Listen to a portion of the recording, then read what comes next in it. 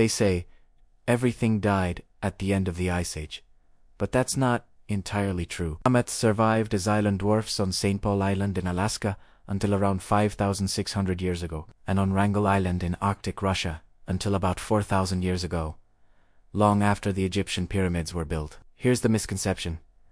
The mammoth story doesn't just stop on the mainland. It continues on these isolated islands where the rules of survival change dramatically. Shrinkage isn't just a cute phenomenon.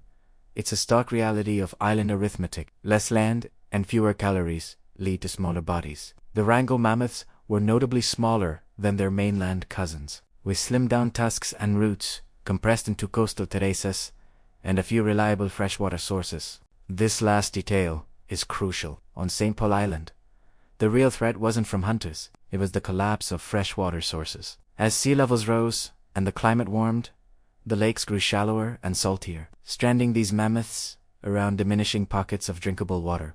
Genomic studies from Wrangel Island reveal a bottleneck in genetic diversity, low diversity, and odd mutations affecting smell receptors and hair proteins, a burden that a robust mainland herd wouldn't have experienced. Nevertheless, these mammoths persisted for millennia by sticking to a strict schedule, foraging at midnight on windswept ridges, drinking at dawn, and resting during the heat of midday in Katabit wind lanes. Human impact. It was minimal or even absent on St. Paul Island, and sporadic in the high Arctic. The squeeze on these mammoths came primarily from hydrology and isolation. Fewer ponds, more brackish seeps, competition with foxes and geese at scarce water sources, and winters that sometimes froze their wells shut. A single bad decade could wipe out the gains made over 1,000 good years when survival teetered on a knife edge. Now, picture yourself on a treeless slope of Wrangel Island in August. The low sun shines, lichen brushes against the ground, and gulls ride the wind.